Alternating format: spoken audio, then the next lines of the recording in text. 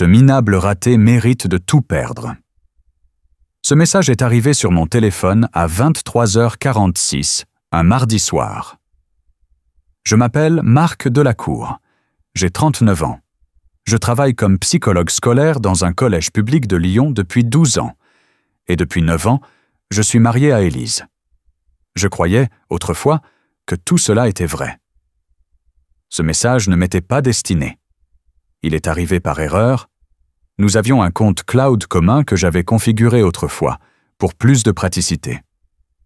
Elle écrivait à sa sœur Laurence, à mon sujet, sur notre mariage, sur ce qu'elle prévoyait de me faire. J'étais assis dans mon bureau à domicile, les yeux rivés à l'écran. Élise était à l'étage. Elle dormait, ou faisait semblant. Ces derniers temps, je ne faisais plus la différence. Il est tellement pathétique. Le juge croira tout ce que je dirai, disait le message suivant. Je ne suis pas monté. Je ne l'ai pas réveillé en hurlant. Je n'ai rien exigé. Je suis simplement resté là, dans l'obscurité, à écouter la maison sombrer dans le silence autour de moi. Cette même maison, pour laquelle je payais un prêt immobilier depuis 7 ans.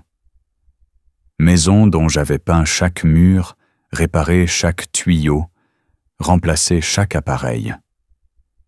Quelque chose me rongeait de l'intérieur depuis des mois. Des petits signes. Elle devenait distante.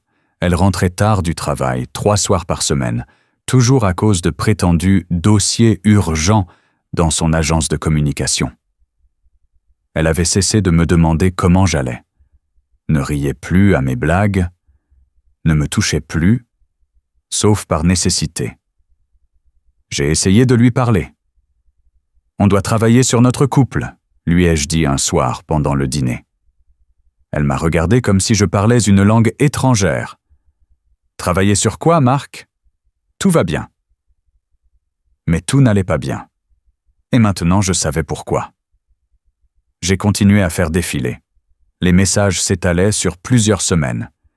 Discussions sur le divorce, le partage des biens, sur la manière de me discréditer devant un tribunal. Comment elle allait dire que j'étais contrôlant, émotionnellement abusif, voire violent? « Il ne crie jamais », écrivait Élise, et c'est ça qui rend les choses parfaites. Je peux dire qu'il me fait peur avec son silence, que je ressens une menace, même quand il est calme.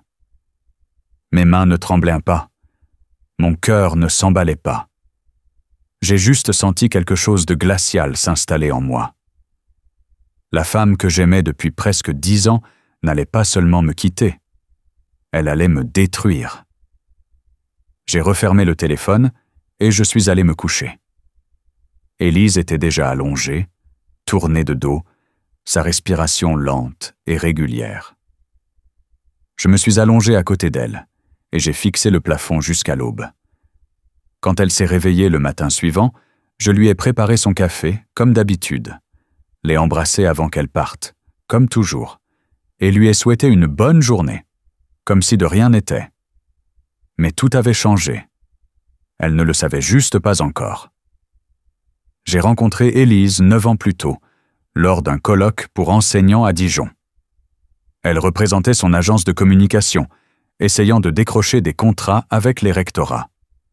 Brillante, belle, ambitieuse. Ce soir-là, on a parlé pendant 3 heures dans le bar de l'hôtel, jusqu'à la fermeture. Elle n'était pas comme les autres femmes que j'avais fréquentées. Elles étaient discrètes, prévisibles. Elle était audacieuse. Là où d'autres se contentaient de la vie dans une petite ville, elle voulait plus. Elle me faisait croire que moi aussi, je pouvais viser plus haut. On s'est mariés 2 ans plus tard. Une petite cérémonie, juste la famille et quelques amis proches. Je pensais avoir une chance inouïe. Les premières années furent belles. Elle m'encourageait à saisir des opportunités auxquelles je n'aurais jamais pensé seul. Elle m'a poussé à postuler pour un poste de psychologue référent, m'a convaincu de finir mon master. De mon côté, je me réjouissais de chacun de ses succès y compris lorsqu'elle a été nommée directrice du pôle communication. Quand elle a voulu refaire la cuisine, j'ai appris à poser les meubles moi-même pour économiser et pouvoir lui acheter de meilleurs équipements. Mais à un moment donné, mon soutien ne suffisait plus. Mes promotions ne suffisaient plus. Mon salaire ne suffisait plus. La vie qu'on avait construite était devenue trop fade à ses yeux. « Tu es satisfait d'être médiocre », m'a-t-elle lancé lors d'une de nos dernières vraies conversations il y a environ 6 mois. « Voilà ton problème, Marc. Tu ne veux rien avec assez de passion pour te battre pour l'obtenir. » J'ai tenté de lui expliquer que moi, j'étais heureux. Qu'aider les enfants à surmonter leurs difficultés, ça avait du sens. Que rentrer chez nous le soir, construire ensemble quelque chose de stable, c'était ça, mon combat. Elle m'a juste regardé avec un air proche, du dégoût.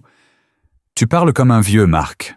On n'a même pas 40 ans. » Les signes d'alerte étaient déjà là depuis longtemps. Des appels qu'elle coupait en me voyant entrer dans la pièce. Des week-ends chez sa sœur auxquels je n'étais jamais convié. De nouveaux vêtements. Un nouveau parfum. Une nouvelle façon d'être. « J'ai besoin d'espace pour réfléchir », m'a-t-elle dit en février. On était assis à table après le dîner. Peut-être qu'on devrait essayer de vivre séparément un moment. J'ai proposé une thérapie de couple. Elle a accepté, mais n'est venue qu'à 2 séances. Et chaque fois, elle n'a fait qu'expliquer en quoi tous nos problèmes venaient de moi, que je ne la comprenais pas, que je ne l'écoutais pas, qu'elle se sentait piégée. La psychologue Claire Morel, après le départ précipité d'Élise lors de la 2e séance, m'a regardé et m'a dit doucement. Parfois, un des 2 partenaires a déjà tourné la page bien avant de le dire à voix haute. En lisant ces messages, j'ai compris ce qu'elle voulait dire. Élise n'essayait pas de sauver notre mariage. Elle montait un dossier, pas contre notre relation, mais contre moi. Et tout ce temps, je l'avais alimentée sans le savoir pendant 9 ans. J'ai passé les 3 jours suivants à lire chaque message, chaque échange. Des dizaines de conversations étalées sur 2 mois. Élise et sa sœur avaient tout planifié. Un avocat spécialisé dans les divorces qu'elle avait déjà consulté. Un conseiller financier qui l'avait aidé à transférer de l'argent sur des comptes que je ne connaissais pas. Un expert des violences conjugales à qui elle demandait quelles options juridiques elle avait. Même une amie qui avait accepté de témoigner, à tort, qu'elle avait vu des bleus sur les bras de notre fille Alix. Des bleus qui n'avaient jamais existé. Le plus important, c'est de faire en sorte qu'ils paraissent contrôlants, mais pas trop explicitement, écrivait-elle. Par exemple, il insiste toujours pour payer les factures lui-même, ou il se tait quand je veux sortir avec des amis, ou il n'aime pas quand je rentre tard du travail ou pars en déplacement.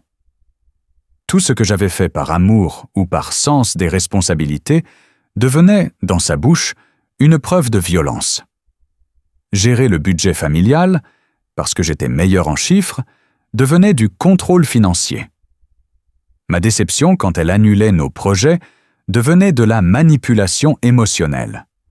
Mon envie de passer du temps avec elle devenait de l'obsession. Le pire, c'était la certitude avec laquelle elle écrivait. Comme si elle était absolument sûre que personne ne remettrait en question ses dires. « La réputation de Marc va jouer en ma faveur », écrivait-elle à Laurence. « Tout le monde pense qu'il est gentil et attentionné. Donc quand je dirais qu'il me terrorisait psychologiquement en privé, ce sera un choc. » Et elle avait raison. Les gens croyaient me connaître.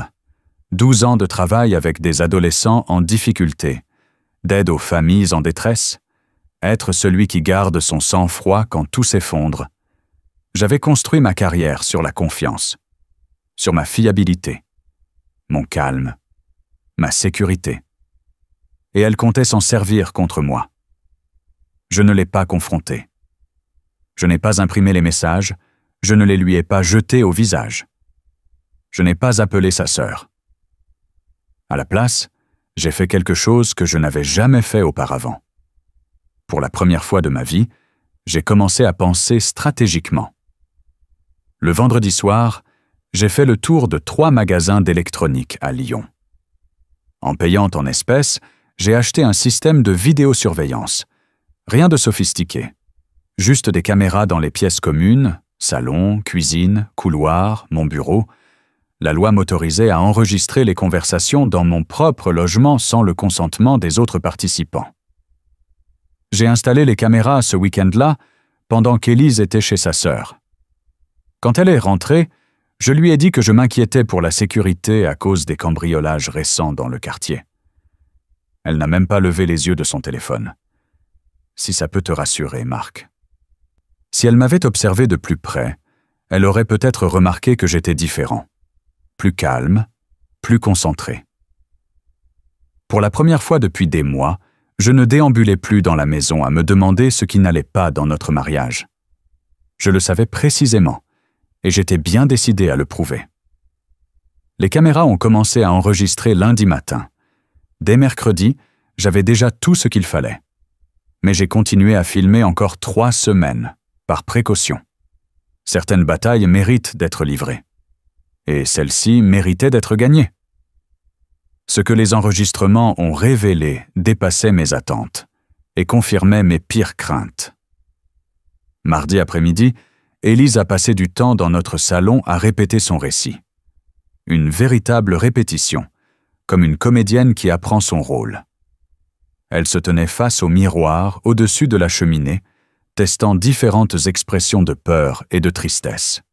« Il ne m'a jamais frappé », disait-elle à son reflet. Mais la façon dont il me regardait quand il était en colère, c'était effrayant. Elle a répété cette phrase 3 fois, changeant l'intonation à chaque fois.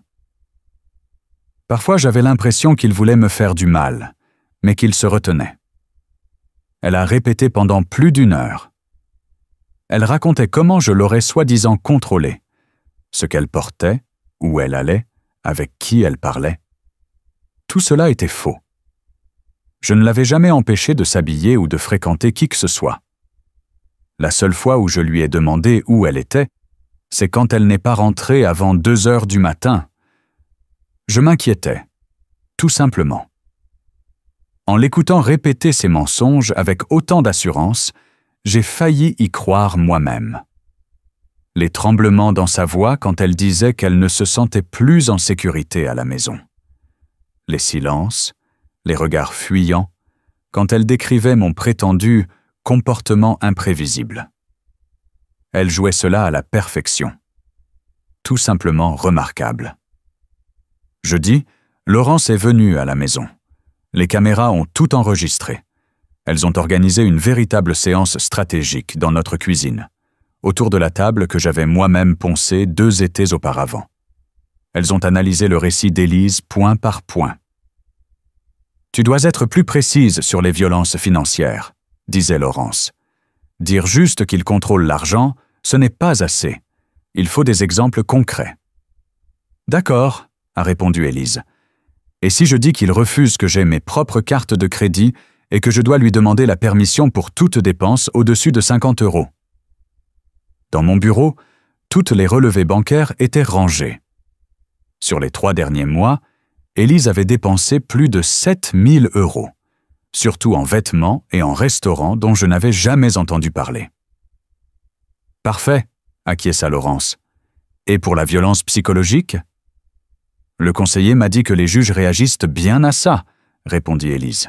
« Je peux dire qu'il m'ignore dès que je ne suis pas d'accord avec lui, que je vis comme sur un champ de mines, et aussi que je crois qu'il surveille mon téléphone. » Je n'avais jamais consulté son téléphone, jamais demandé.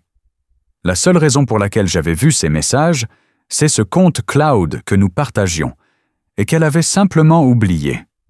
« On va y arriver, » dit Laurence en lui serrant la main.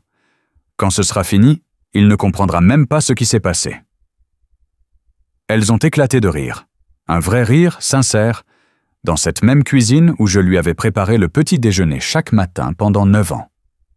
Elle riait en planifiant la destruction de ma réputation et de ma vie. Le pire est arrivé vendredi soir.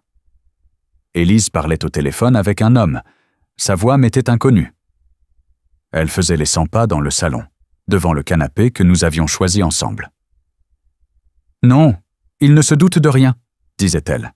« Il est trop confiant. Ou naïf, peut-être. Il croit encore qu'on peut s'en sortir. » L'homme répondit quelque chose, mais je n'ai pas bien entendu. Crois-moi, après ce divorce, j'aurai assez pour tout recommencer, n'importe où. Et lui, sa carrière sera finie. Il aura de la chance s'il garde son poste. Qui croira un psychologue scolaire accusé d'avoir frappé sa femme? Mes poings se sont serrés de rage quand j'ai visionné l'enregistrement cette nuit-là. Elle n'avait pas l'intention de simplement partir. Elle voulait que je perde tout. Ma réputation, mon emploi et ma capacité à aider les enfants qui comptaient sur moi. Je sais exactement quelle ficelle tirer, poursuivit-elle. Je l'observe depuis des années. Il croit que son calme et son sang-froid sont des qualités. Mais je peux retourner ça contre lui. Faire croire qu'il est froid, contrôlant, manipulateur. Quand elle a raccroché, elle est retournée devant le miroir. Cette fois, elle s'entraînait à pleurer. De vraies répétitions. Elle se forçait à verser des larmes, puis vérifiait dans le miroir l'effet que ça produisait. J'ai éteint le moniteur et suis resté assis dans mon bureau, à fixer le mur pendant près d'1 heure. 9 ans de mariage. 9 ans de confiance en une femme avec qui je partageais ma vie. Et j'ai compris que tout ce temps, j'avais vécu avec une étrangère. Une femme qui prévoyait de me briser, juste parce qu'elle le pouvait. Le tournant est venu un lundi matin de mars, tranquille. Les caméras ont capté Élise en train de parler avec une nouvelle interlocutrice. À sa voix, on devinait qu'il s'agissait d'une juriste. « Cabinet de Meuduma », disait-elle. « J'ai pris connaissance de vos éléments. Je pense que nous avons un bon dossier pour les pensions et le partage des biens. » Élise était assise au comptoir de la cuisine, un bloc-notes juridique devant elle. « Et pour les dommages moraux ? » ?»« Je note tout, comme vous me l'avez dit. » »« Parfait. Maintenant, vous aviez mentionné qu'il n'y a pas de témoin direct des violences présumées. Cela peut poser problème.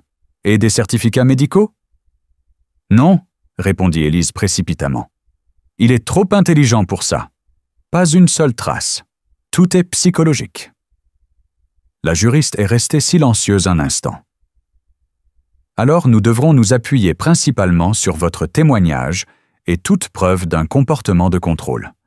Messages, lettres, documents financiers montrant un accès limité. » Je la regardais hocher la tête avec enthousiasme. Je trouverai tout. Et ma sœur confirmera qu'elle m'a vu subir ça. Très bien.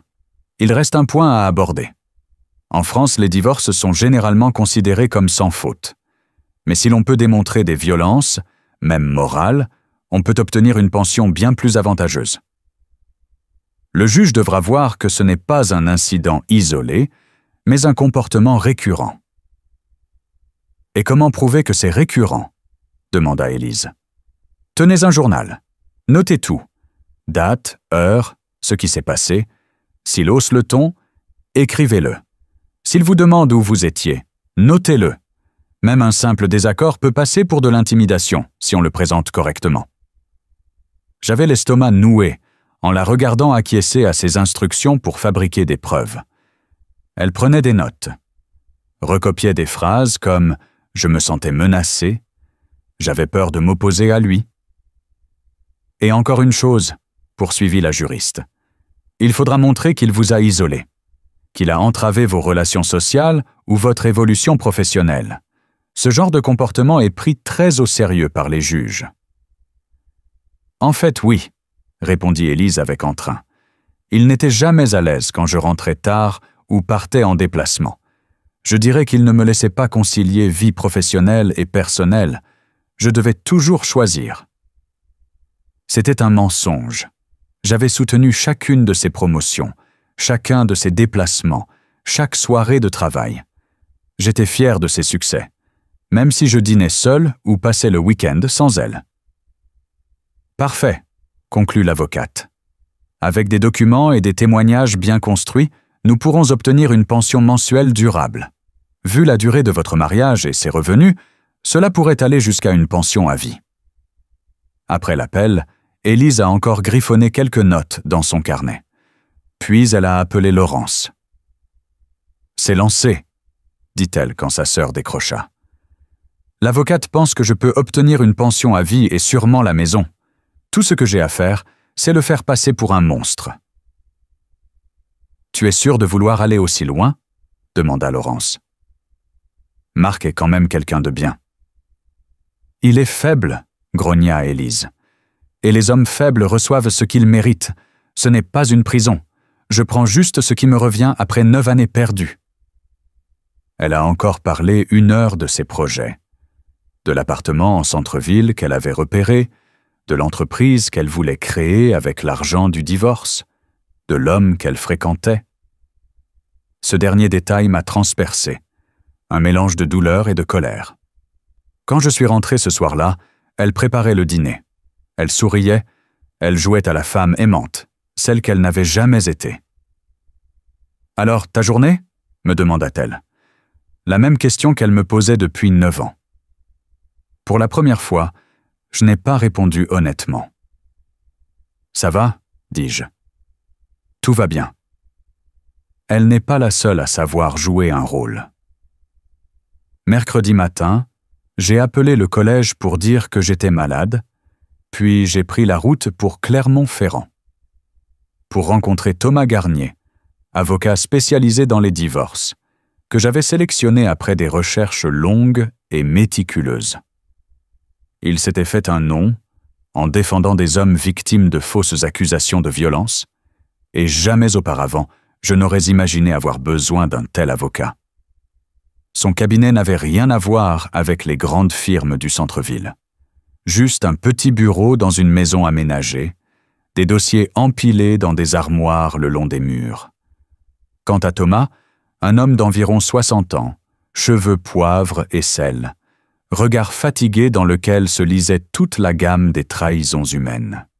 « Monsieur Delacour, » dit-il en me serrant la main, « racontez-moi ce qu'il se passe. » Je lui ai tout livré. Les messages, les enregistrements audio. 3 semaines de vidéos dans lesquelles ma femme répétait ses mensonges et préparait, avec sa sœur, des faux témoignages sous serment. Thomas a regardé quelques extraits sans dire un mot. Quand j'ai terminé, il s'est adossé à son fauteuil et a sifflé doucement. « En 30 ans de carrière, dit-il, je n'ai jamais vu une manipulation aussi complète. Votre femme a littéralement documenté sa propre fraude. Ça suffira? Et comment? Mais il faudra l'utiliser stratégiquement. Si nous révélons tout trop tôt, elle prétendra que les vidéos sont truquées ou sorties de leur contexte. Nous allons attendre qu'elle mente sous serment. » Il m'a expliqué le plan. Élise allait déposer une requête de divorce et demander probablement une audience en urgence, affirmant qu'elle avait peur de rester dans la maison. Elle présenterait ses preuves de violence. Son avocate me décrirait comme un homme dangereux qui aurait masqué sa vraie nature pendant des années. « Et alors, dit Thomas, nous sortirons les enregistrements. Pas comme un effet de manche, mais comme des preuves solides qui contredisent ses déclarations sous serment. Le juge verra qu'elle n'a pas seulement menti, elle a préparé ce mensonge depuis des mois. J'ai signé le contrat le jour même. Thomas devait rester dans l'ombre jusqu'à ce qu'Élise fasse le premier pas. Alors, nous dévoilerions tout. Une dernière chose, ajouta-t-il, alors que je me levais. Ne changez rien à votre comportement à la maison. Ne lui donnez aucun indice que vous êtes au courant. Agissez comme d'habitude. C'était bien plus difficile que ça en avait l'air. Jouer au mari ordinaire en sachant que tout cela n'était qu'un théâtre. Parler avec elle au dîner tout en l'observant orchestrer la destruction de ma réputation. L'écouter se plaindre de son travail, en sachant qu'elle allait bientôt m'accuser de lui avoir causé un traumatisme psychologique. Les caméras continuaient d'enregistrer. Chaque jour apportait de nouveaux éléments. Élise instruisait Laurence sur ce qu'elle devait dire au tribunal. Elle consultait son avocate sur comment obtenir le maximum du divorce. Elle discutait avec ses amis, testant plusieurs versions de son récit. « Tu sais comment Marc paraît, hein ?» disait-elle à son amie Julie autour d'un café le vendredi. « Il trompe tout le monde. Les gens pensent qu'il est gentil et attentionné, parce que c'est ce qu'il montre en public. Mais à la maison, il est glacial, autoritaire. Parfois, j'ai l'impression qu'il attend juste une excuse pour exploser. » Julie semblait hésitante.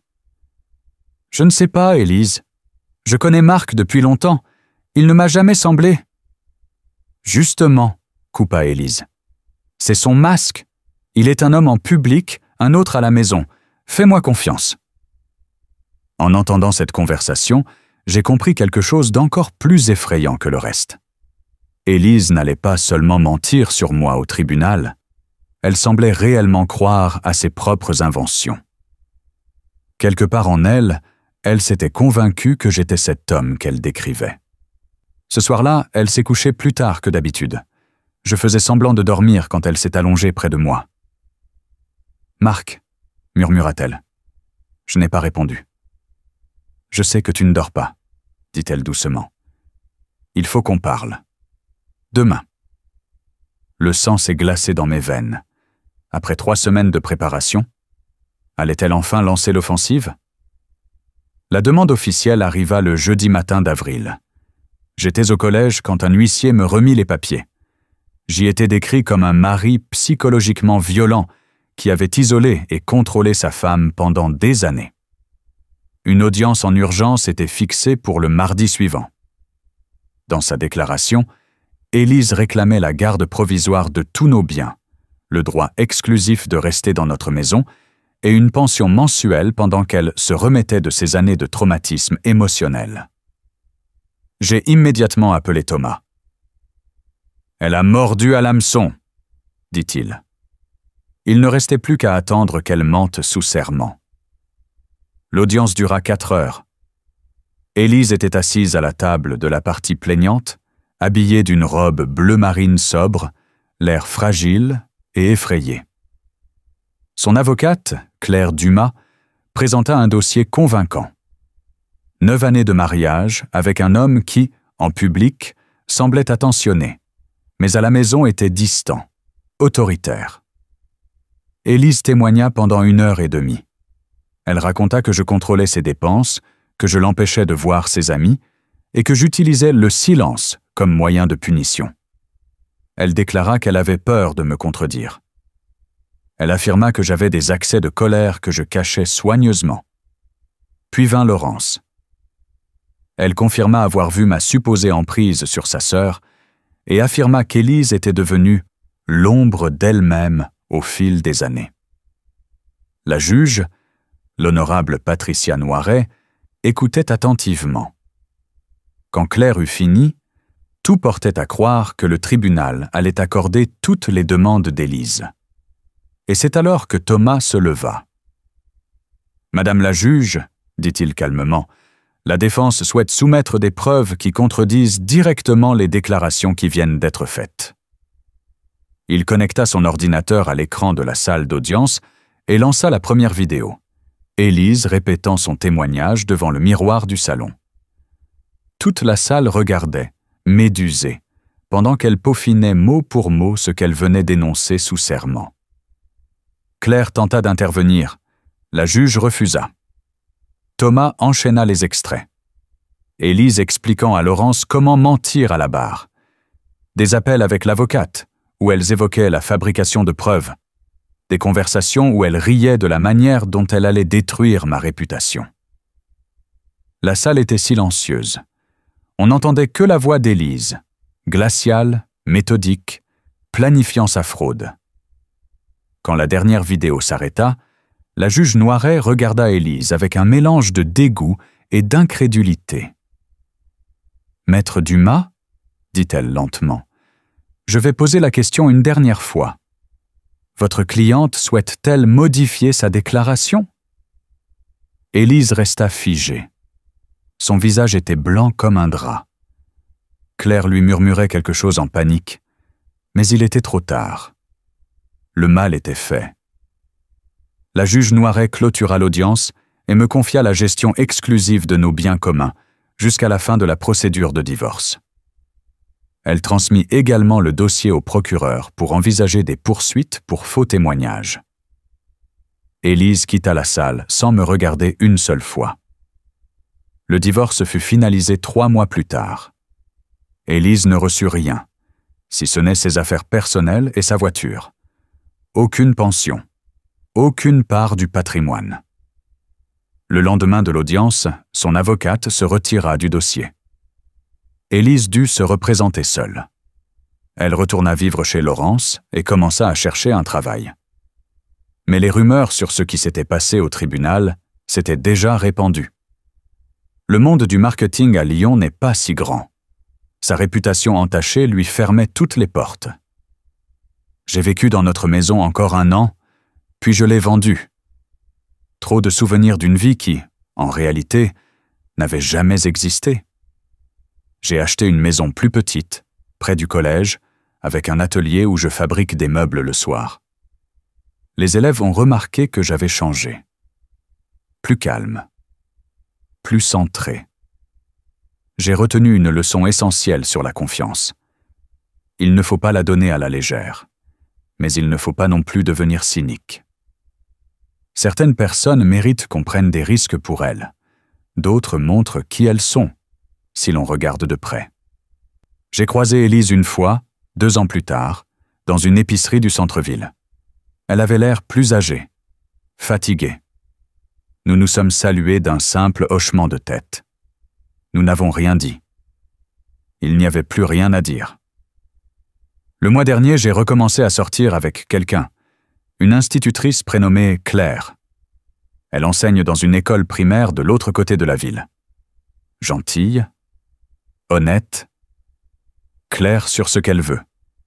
On ne se précipite pas, mais entre nous, c'est authentique. Quelque chose de solide. Pas une illusion. Le soir, je m'assois sur la véranda et je repense à ces 3 semaines d'enregistrement.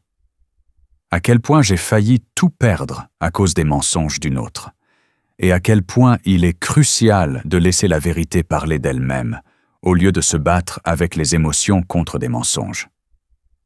J'ai compris ceci. La meilleure vengeance, ce n'est pas de se venger, c'est d'être libre.